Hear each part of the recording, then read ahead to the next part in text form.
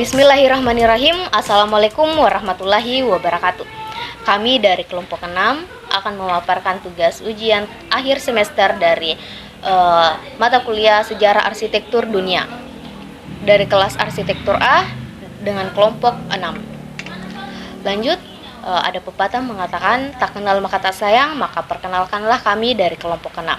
Ada Muhammad Jamil Syah, ada Fernando Surya Gardiasa, ada Aulia Milatul Aska, Nur Khaliza Lutfia, dan Poppy Aulia. Selanjutnya masuk di pengertian. Arsitektur organik adalah pendekatan desain arsitektur yang konsepnya sebagian atau seluruhnya diterapkan pada struktur berdasarkan bentuk atau prinsip alam.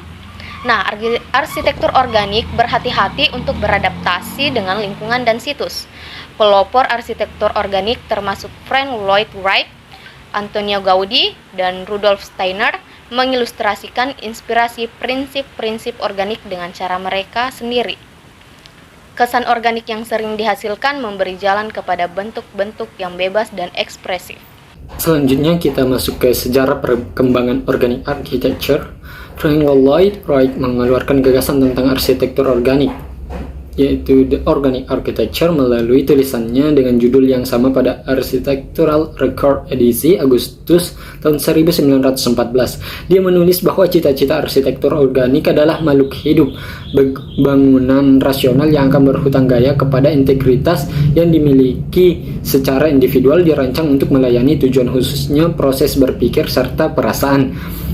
Frank Lloyd Wright memperkenalkan arsitektur organik pada bangunan arsitekturalnya di abad ke-19, menggunakan konsep baru tersebut pada dunia arsitektur, sementara penggunaan umumnya mengacu pada sesuatu yang memiliki karakteristik dari hewan atau tumbuhan. Ia memodifikasi dari slogan milik Sullivan, form follows function, menjadi form and function shall be one, yang berarti bahwa bentuk dan fungsi harus menjadi satu kesatuan, menggunakan alam sebagai inspirasi terbaik, melainkan bukan sebagai imitasi semata.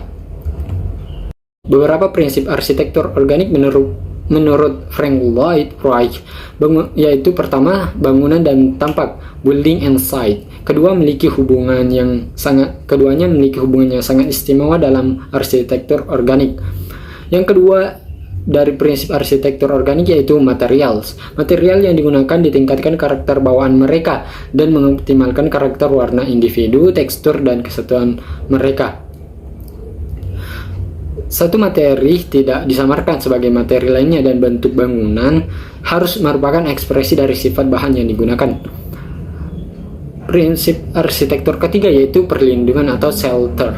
Sebuah bangunan harus menyampaikan rasa perlindungan, penyelamatan, atau pengamanan terhadap berbagai unsur. Yang keempat yaitu ruang atau space. Ruang interior menentukan bentuk eksterior.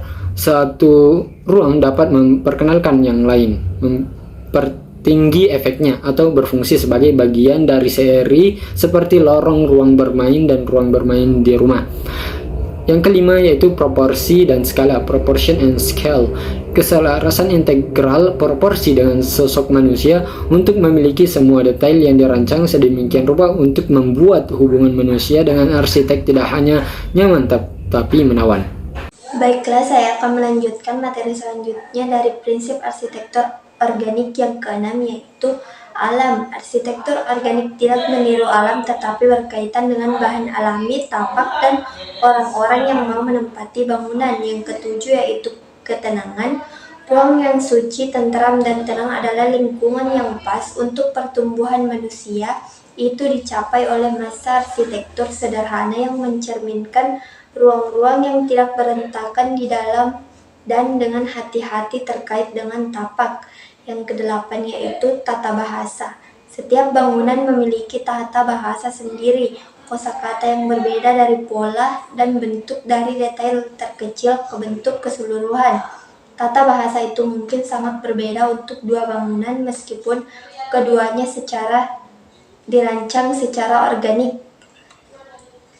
Selanjutnya yang kesembilan yaitu ornamen. Tidak semua arsitektur organik memiliki ornamen, tetapi ketika digunakan itu dikembangkan sebagai salah satu kesatuan bagian dari materi, tidak diterapkan. Contohnya adalah pola cor beton atau diukir di batu. panel kaca bertimbal, dan ubin atau musail kaca.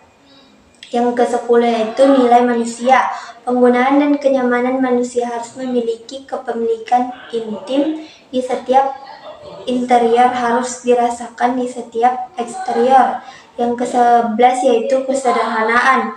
Arsitektur organik sederhana karena skema dan desainnya jelas. Kesederhanaan dalam seni adalah kualitas positif sintetis, di mana kita dapat melihat bukti pikiran, luasnya skema, kekayaan detail, dan juga rasa kelengkapan yang ditemukan di pohon atau bunga.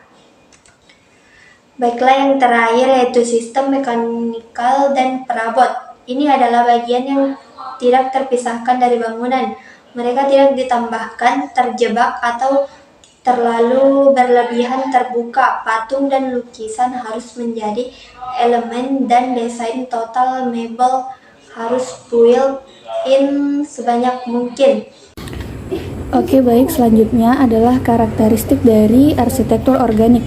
Yang pertama, kesederhanaan dan ketenangan.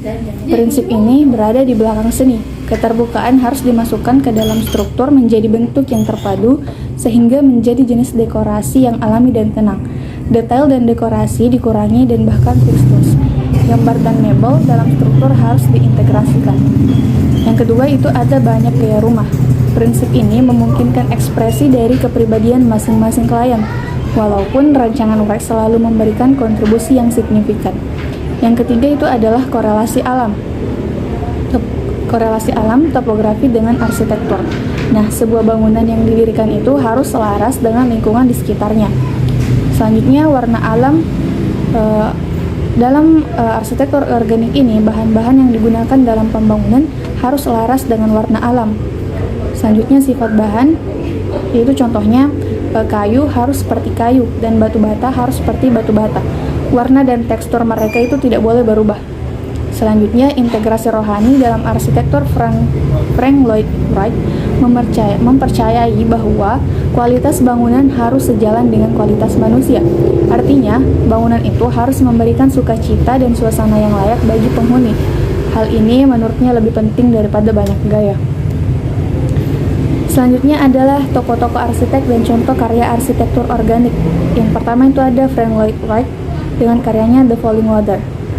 Nah, karyanya ini berada di pinggiran negara bagian Pennsylvania tahun 1935.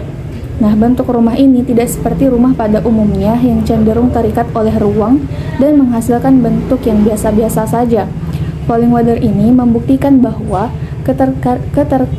keterikatan fungsi bangunan itu tidak menjadikan bentuk bangunan menjadi kaku, namun dapat menghasilkan bentuk yang luas dan ekspresif.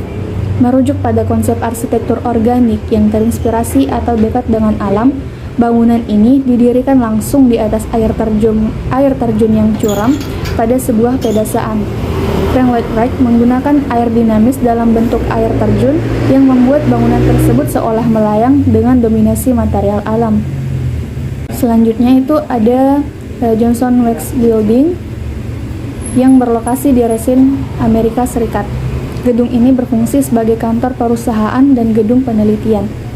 Nah, inspirasi alami yang terdapat di seberang menara, bagian yang menjalar horizontal, ini sangat luas, hanya terdiri dari 2 lantai dan mezanin. Bagian ini mendapat inspirasi dari jamur. Kemampuan Wright dengan mudah untuk menggabungkan metafora organik ke dalam arsitekturnya terungkap dalam gedung melalui kolom jamur ramping tinggi yang meruncing ke basis diameter 9 inci. Yang ketiga ialah Menara Price yang diarsitekturi oleh Frank Lloyd Wright. Menara ini terletak pada kota Bartlesville di negara bagian Oklahoma, Amerika Serikat. Menara ini dibangun pada tahun 1952 sampai dengan 1956. Wright menjuluki Menara Price sebagai the tree that escaped the crowded forest, yang berarti pohon yang lari dari hutan lebat. Tidak hanya karena konstruksinya, tetapi juga karena asal mula rancangannya. Menara Price dibangun di atas padang rumput Oklahoma. Menara ini disangga oleh batang pusat dari 4 poros lift yang ditanam dengan pondasi sentral yang dalam. seperti pohon dengan akar tunggangnya. Ke-19 lantai bangunan bertumpu pada inti pusat ini, yang menyerupai cabang-cabang sebuah pohon. Dinding luar tergantung dari lantai dan tertutupi daun-daun berlapis tipis tembaga. Yang keempat datang dari hasil karya Foster dan timnya, yaitu The Gherkin yang terletak di London, UK pada tahun 2003. Meskipun menjadi ramai oleh gedung-gedung baru yang lebih tinggi seperti Shard dan Walkie Talkie, namun Gherkin tetap menjadi bangunan tinggi yang paling dicintai di London. Bentuk organik bangunan yang dikatakan menyerupai ketimun bukan hanya karena keunikannya, namun desainnya juga membantu menghemat energi. Adapun kutipan yang dapat dipetik dari Sahadith yaitu, arsitektur itu ibarat menulis. Anda harus menyuntingnya berulang kali agar terlihat sederhana dan bermakna. Baik, itulah tadi pemaparan dari kelompok kami. Kurang lebihnya mohon dimaafkan. Wabillahi taufiq wal hidayah. Wassalamualaikum warahmatullahi wabarakatuh.